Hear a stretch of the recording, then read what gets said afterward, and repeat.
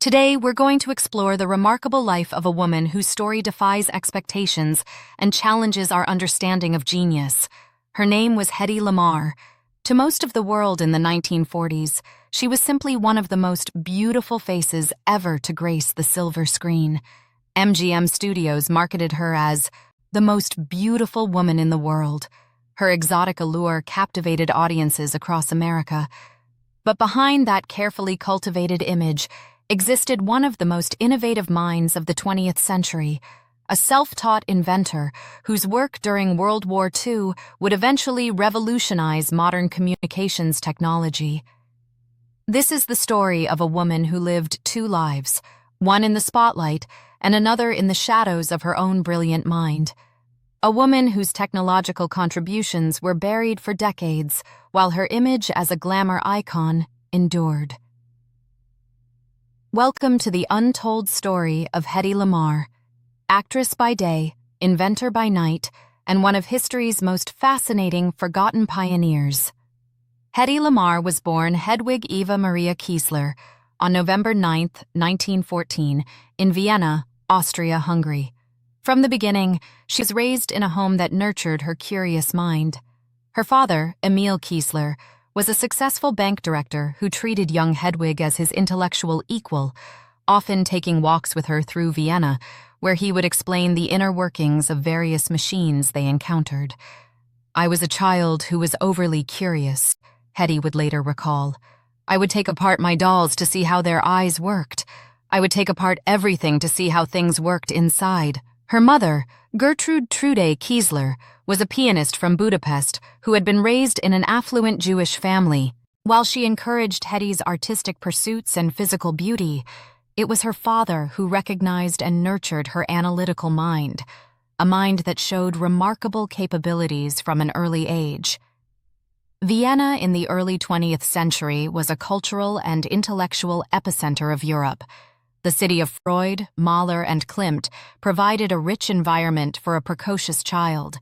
Young Hedwig absorbed the arts and sciences around her like a sponge. By the age of 5, she could be found dissecting her toys to understand their mechanics. She excelled in school, showing particular aptitude for mathematics and sciences. But it was also her striking beauty that drew attention. By her early teens, Hedwig's remarkable appearance was already turning heads. At just 16, she decided to pursue acting, dropping out of school to study theater and film.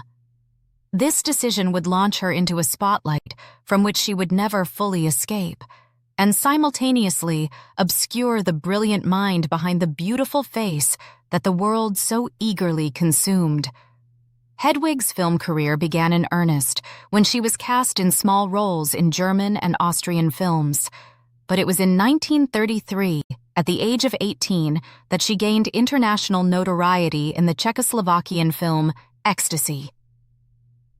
The film was shocking for its time.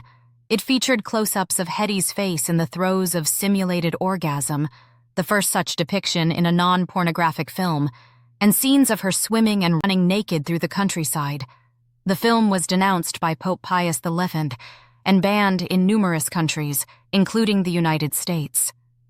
Her fame, or rather, infamy, from Ecstasy, caught the attention of Austrian munitions manufacturer Friedrich Mandl, one of the wealthiest men in Austria. Captivated by her beauty, Mandl married the young actress in 1933. She was 19, he was 33. What followed was less a marriage and more an imprisonment. Mandl was controlling and possessive. He attempted to buy up every copy of Ecstasy he could find to prevent others from seeing his wife's naked form. He forbade her from continuing her acting career. "I was like a thing, some object of art which had to be guarded and imprisoned, having no mind, no life of its own," she later wrote. But here is where Hedy's story takes a fascinating turn. Friedrich Mandl was not only a munitions manufacturer, but also one of the primary weapons suppliers to Nazi Germany. Though himself of Jewish heritage, Mandl maintained close business ties with the fascist regimes of both Italy and Germany. Mandl often hosted elaborate dinner parties attended by figures from the military-industrial complex, including Nazi officials like Hitler and Mussolini. While Hedy was expected to be merely decorative at these gatherings, she was far from the vapid trophy wife they assumed her to be. Instead, she listened attentively to the detailed technical discussions about weapons systems, torpedoes, and control systems. Her brilliant mind absorbed complex scientific concepts, storing them away. While the powerful men around her saw only her beauty, Hedy was silently educating herself in military technology. "Any girl can be glamorous," she would later famously say. "All you have to do is stand still and look stupid." But Hedy Lamarr was anything but stupid. By 1937, Hedy could no longer tolerate her gilded cage. With Europe descending toward war and her marriage becoming increasingly restrictive, she plotted her escape. According to her autobiography, she drugged a maid, disguised herself in the servant's uniform, and fled first to Paris and then to London. In London, she had a fateful meeting with Louis B. Mayer, the head of Metro-Goldwyn-Mayer Studios, who was scouting for talent. Though initially offering her a modest contract, Hedy negotiated aggressively on the transatlantic voyage to America, and by the time they reached New York, she had secured a much more favorable deal. It was Mayer who suggested she change her name from Hedwig Kiesler to Hedy Lamarr, the surname chosen in homage to the beautiful silent film star Barbara Lamarr. Upon arriving in Hollywood in 1938, Hedy was marketed as the world's most beautiful woman, exotic, mysterious, and European. Her first American film, Algiers, 1938, opposite Charles Boyer, made her an instant star.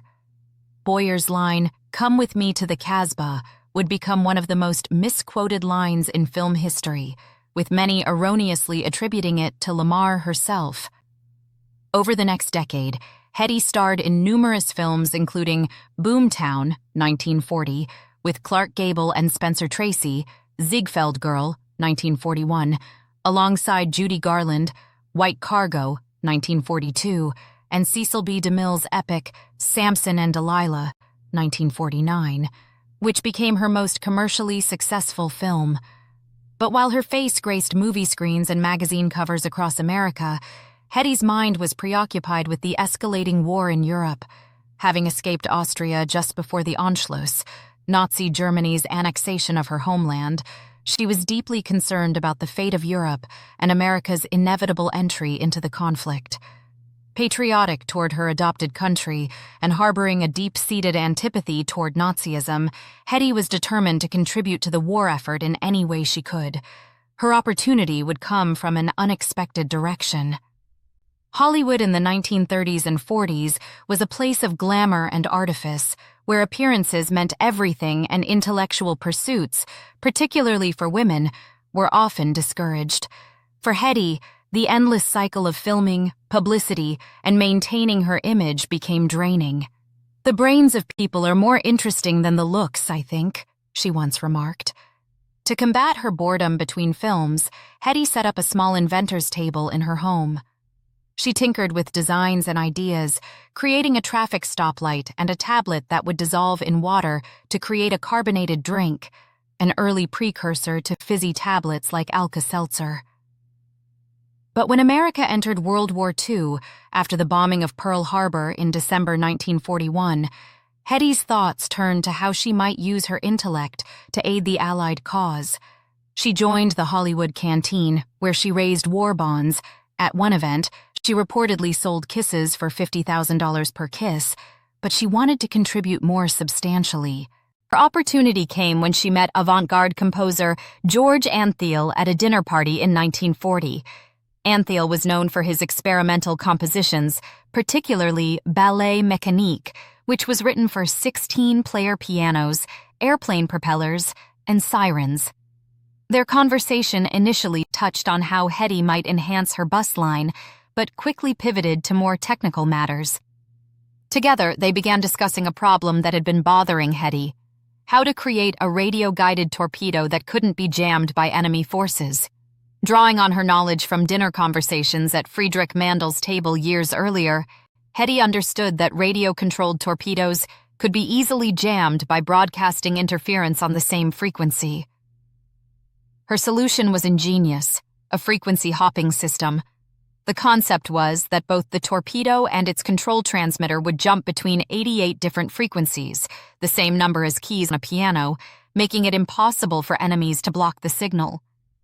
The frequency changes would be synchronized between the transmitter and receiver using a mechanism similar to player piano rolls, Thiel's area of expertise. In this way, even if the enemy jammed one frequency, the signal would have moved to another frequency a split second later. This frequency hopping would happen so rapidly and in such an unpredictable pattern that jamming would be practically impossible. On August 11, 1942, U.S. patent number 2092-387 was granted to Hedy Lamarr, her married name at the time, and George Thiel for their secret communication system. The patent described their frequency-hopping spread spectrum technology in detail. Hedy and George offered their patent to the U.S. Navy, hoping it would be implemented immediately to help fight the Nazis. Instead, the Navy dismissed it. Some accounts suggest officials couldn't believe that an actress could create such a sophisticated invention.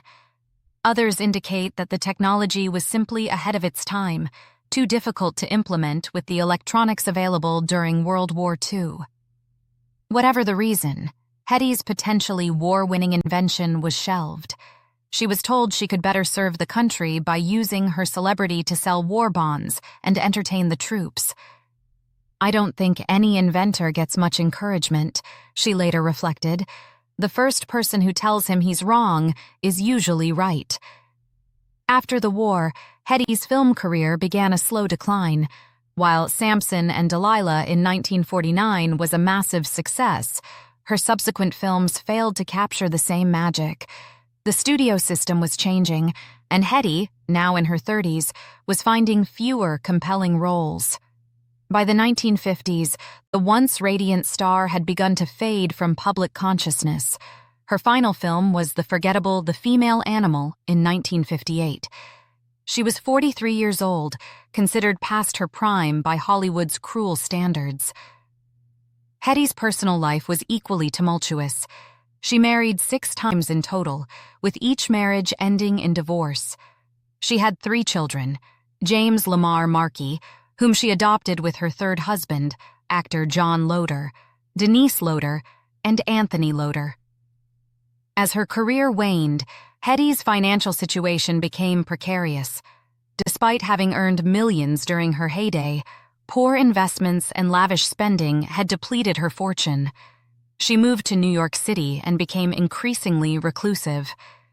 In 1966, she was arrested for shoplifting in Los Angeles, though the charges were eventually dropped. The incident was emblematic of how far the once celebrated star had fallen in public estimation. Meanwhile, the patent that Hedy and George Thiel had submitted in 1942 had expired in 1959, never having earned them a single dollar. The technology they had invented had been classified by the U.S. government during the Cuban Missile Crisis in 1962, 3 years after their patent expired. Neither Hedy nor George, who had died in 1959, would profit from what would eventually become a cornerstone of modern communications technology. Throughout these difficult years, Hedy maintained her inventive spirit. She continued to work on various projects and ideas, though none achieved the technical brilliance of her frequency-hopping system. As she aged, she became increasingly preoccupied with preserving her famous beauty, undergoing multiple plastic surgeries that unfortunately altered her appearance dramatically. "Any girl can be glamorous," she had once said. "All you have to do is stand still and look stupid." But in the twilight of her life, Hedy was learning the harsh truth that American society had little use for aging beauties, especially those who refused to stand still and look stupid. For decades, Hedy Lamarr's contribution to technology remained largely forgotten. Her patent had expired, her Hollywood career was a distant memory, and she lived in relative obscurity. But in 1997, 3 years before her death, something remarkable happened. The Electronic Frontier Foundation, a nonprofit organization dedicated to promoting civil liberties in the digital world, decided to honor her with their Pioneer Award. This recognition came after the resurgence of interest in her work when the spread-spectrum technology she had helped develop became crucial to the emerging wireless technology boom. By the 1980s, the principles described in Hedy and George's patent had become fundamental to military communications. By the 1990s, they had become essential to civilian applications as well. The frequency-hopping spread-spectrum technique they had invented was now at the heart of technologies we use every day. Wi-Fi, Bluetooth, GPS, and cellular phones all rely on variations of this technology. When representatives from the EFF contacted the 83-year-old Lamarr to inform her of the award, she reportedly responded, "Well, it's about time." Though too frail to attend the ceremony in person, she accepted the award via telephone, her voice broadcast to the assembled crowd. It was the first formal recognition she had received for her technological contribution. Following this initial acknowledgement, other honors began to accumulate. In 2014, she was posthumously inducted into the National Inventors Hall of Fame. The story of her invention began appearing in books, articles, and documentaries. Slowly, the narrative around Hedy Lamarr began to change, from merely the most beautiful woman in the world to the beautiful mind whose invention changed the world. Today, her dual legacy, as both a glamorous film star and a brilliant inventor, is increasingly recognized. November 9th, her birthday, is now celebrated as Hedy Lamarr Day in Germany, Austria, and the United States. Yet the recognition came too late for Hedy herself. On January 19, 2000, she died at her home in Castleberry, Florida, at the age of 85. According to her wishes, her son Anthony scattered her ashes in the Vienna woods of her homeland. To truly appreciate Hedy Lamarr's contribution to technology, we need to understand exactly what she and George Antheil invented and how revolutionary it was. The frequency-hopping spread-spectrum technology that they patented in 1942 was decades ahead of its time. The basic principle was ingenious in its simplicity. If you want to prevent a signal from being jammed, don't stay on one frequency where it can be easily blocked. Instead, hop rapidly between multiple frequencies in a synchronized pattern known only to the sender and receiver. Imagine trying to have a conversation in a crowded room where someone is trying to drown you out. If you and your partner could instantaneously and simultaneously jump to different parts of the room to continue your conversation, in a pattern only you two know, your antagonist would never be able to follow fast enough to interrupt you. This is essentially what Lamarr and Antheil's system accomplished with radio signals. Their original design called for a mechanism similar to the player piano rolls that Antheil was familiar with. Both the torpedo and the control ship would contain identical rolls that would synchronize the frequency changes. The system would use 88 frequencies, not coincidentally the same number as keys on a piano. While the mechanical technology of the 1940s wasn't advanced enough to implement their design effectively, one reason the Navy initially rejected it, the theoretical foundation they established was sound. As electronics miniaturized and evolved into the digital age, their concept became not just viable, but essential. Today, variations of frequency-hopping spread-spectrum technology are ubiquitous. Wi-Fi networks use it to transmit data while reducing interference from other devices. Bluetooth technology relies on it to maintain stable connections between devices. GPS systems use related spread-spectrum techniques to ensure accurate positioning. Modern military communications still employ variations of it for secure transmissions. Cell phones use it to connect to towers and maintain calls while moving between cells. In essence, every time you use your smartphone, connect to Wi-Fi, sync a Bluetooth device, or check your location on GPS, you're benefiting from the technology that Hedy Lamarr helped pioneer during World War II. The elegance of her solution reveals the mind of a natural engineer, someone who could see a problem clearly and devise an elegant solution, despite having no formal technical training. This was not the work of a dilettante or an amateur, but of a genuinely innovative thinker. Hope and curiosity about the future seemed better than guarantees, Hedy once said. This forward-thinking perspective enabled her to envision communications technology that wouldn't be fully realized until decades after she conceived it. Hedy Lamarr's story is remarkable, not just for its unique trajectory from Hollywood glamour to technological innovation, but also because it represents a broader pattern in history: the systematic erasure or minimization of women's contributions to science and technology. She is far from alone. Throughout history, countless women have made fundamental contributions to science, technology, engineering, and mathematics, only to see their work credited to male colleagues, buried in obscurity, or acknowledged only decades after the fact, often posthumously. Consider these examples. Rosalind Franklin's X-ray diffraction images were crucial to understanding DNA's structure, yet Watson and Crick received the Nobel Prize while her contribution was marginalized. Ada Lovelace wrote what is considered the first computer algorithm in the 1840s, yet for over a century her contributions to computing were largely overlooked. Katherine Johnson, Dorothy Vaughan, and Mary Jackson performed critical mathematical calculations for NASA's early space missions, but their stories remained untold until the book and film Hidden Figures brought them to public attention over half a century later. Lise Meitner played an essential role in discovering nuclear fission, yet her research partner Otto Hahn alone received the Nobel Prize for the discovery. Chien-Shiung Wu disproved a law of physics thought to be unbreakable, yet the Nobel Prize went to the male theorists who had merely proposed the experiment. This erasure of women from scientific and technological history happens through multiple mechanisms.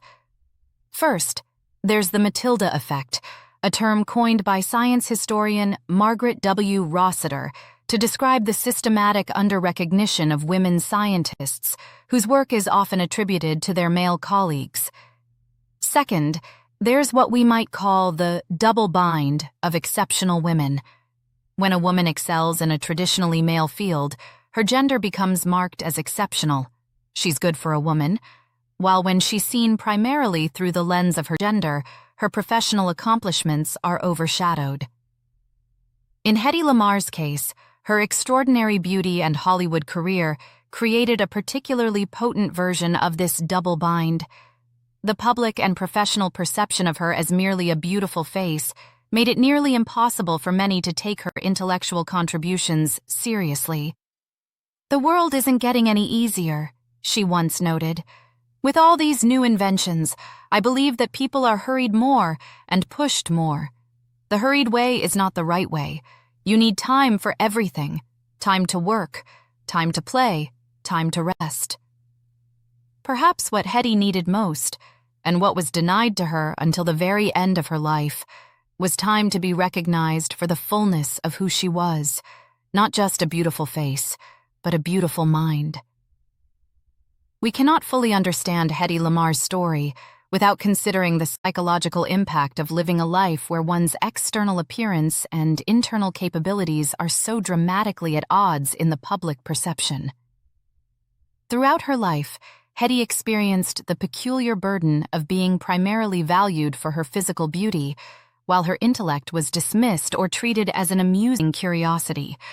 This disconnect between how she was seen and who she knew herself to be created a profound cognitive dissonance that shaped her life choices and personal struggles. "My beauty is my curse, my ugliness," she once confided. In her later years, she became increasingly reclusive, refusing photographs and rarely making public appearances. She underwent multiple plastic surgeries in attempts to preserve the beauty that had defined her public identity, often with unfortunate results. By the time her technological contributions began to be recognized in the late 1990s, Hedy was an elderly woman who conducted most of her communication by telephone rather than in person. One cannot help but wonder if this reluctance to be seen stemmed from the fear that her aged appearance would once again overshadow the recognition of her intellectual achievements. The psychological toll of being misunderstood, of having one's true capabilities dismissed because they don't align with societal expectations, is immense. For Hedy, who once remarked that the brains of people are more interesting than the looks, the constant emphasis on her appearance at the expense of her intellect must have been particularly frustrating. This experience is not unique to Hedy, but represents a broader pattern experienced by many women who find their contributions diminished or overlooked because they don't fit the expected mold. The message society often sends is clear. You can be beautiful or you can be brilliant, but you cannot be both. And if you are both, we will acknowledge only your beauty. For Hedy Lamarr, who was indeed both, this societal limitation became a lifelong struggle against being reduced to mere appearance. More than 2 decades after her death, Hedy Lamarr's story resonates with renewed significance. In an era when women's contributions to STEM fields are finally receiving more recognition, yet when gender disparities in these fields persist, Hedy stands as both an inspiration and a cautionary tale. She inspires because her story demonstrates that innovative thinking can emerge from unexpected sources, that formal credentials are not always necessary for groundbreaking contributions, and that preconceptions about who can be an inventor or scientist should always be questioned. Yet her story also warns us about the consequences of dismissing talent based on appearance or preconceptions. How many other brilliant minds have we overlooked because they didn't fit our image of what a scientist, engineer, or inventor should look like? In today's digital world, Hedy's technological legacy surrounds us constantly. Every time we connect to Wi-Fi, use Bluetooth headphones, or navigate with GPS, we are benefiting from principles she helped pioneer. Her frequency-hopping innovation has enabled the mobile revolution that defines contemporary life. Beyond technology, Hedy's dual identity challenges us to reconsider limiting narratives about human potential. She defied the false dichotomy between beauty and brains, between artistic and scientific creativity. In doing so, she embodied a more holistic vision of human capability, one where aesthetic sensibility and technical innovation are not opposing forces, but complementary aspects of creativity. Today, organizations like the Hedy Lamarr Foundation work to continue her legacy by supporting women in technology fields. The annual Hedy Lamarr Awards recognize women who, like Hedy, have overcome barriers to make significant technological contributions. Schools and educational programs increasingly include her story when teaching about both film history and the development of communications technology. Her name has appeared in textbooks from which it was once absent. In 2017, the documentary Bombshell, The Hedy Lamarr Story, brought her complete narrative to wider audiences, helping to further correct the historical record. Director Alexandra Dean's film used recently discovered audio tapes of interviews with Hedy to allow her to tell her own story in her own voice. Perhaps most importantly, Hedy Lamarr's story has become emblematic of a broader movement to recover and celebrate women's contributions to fields from which they have been historically erased or marginalized. She stands alongside figures like Katherine Johnson, Rosalind Franklin, and Ada Lovelace as women whose intellectual contributions were overlooked or undervalued in their time, but who are now receiving long overdue recognition. Hedy Lamarr lived a life of striking contrasts. She was simultaneously the glamorous face on the silver screen and the brilliant mind at the Inventors table. She was both the sex symbol whose beauty launched 1,000 fantasies and the technological visionary whose ideas launched a communications revolution. She was the Austrian refugee who became an American icon, the Hollywood star who preferred science to socializing. These contradictions make her story not just compelling, but profoundly human. Like all of us, Hedy contained multitudes. Her greatness lay not just in her beauty or her brilliance individually, but in her refusal to be limited by others' perceptions of what she could or should be. Hope and curiosity about the future seemed better than guarantees, she once said. This forward-looking perspective guided both her escape from Nazi-allied Austria and her technological innovations that wouldn't be fully appreciated until decades later. The tragedy of Hedy Lamarr's story is that she lived most of her life without recognition for her most enduring contribution. The triumph is that recognition finally came, albeit late, and that her legacy now inspires new generations to look beyond appearances and preconceptions. Today, we remember Hedy Lamarr not merely as the most beautiful woman in the world, but as she truly was, a complex, brilliant woman whose mind was even more remarkable than her famous face, a pioneer whose frequency-hopping technology connects our modern world. Perhaps the most fitting tribute to Hedy comes from her own words. Films have a certain place in a certain time period. Technology is forever. Indeed, while her films remain artifacts of their era, her technological legacy continues to evolve and expand, touching billions of lives daily through the wireless technologies that make our connected world possible. Hedy Lamarr, actress, inventor, immigrant, mother, pioneer, a woman who defied categorization then and continues to defy it now. Her story reminds us that genius can emerge from unexpected places, that innovations often come from outsiders, and that we diminish ourselves as a society when we fail to recognize talent because it doesn't match our preconceptions of what brilliance looks like. As we navigate our increasingly connected world, a world made possible in part by Hedy's innovation, let us remember the beautiful mind behind the beautiful face, and let us remain open to brilliance wherever it may be found. This has been Hedy Lamarr, the Hollywood star who invented Wi-Fi, the first video in a 10-part YouTube podcast series, Forgotten Women Who Changed History. If you enjoyed this video, please like, subscribe, and share it with others who might appreciate this remarkable woman's story.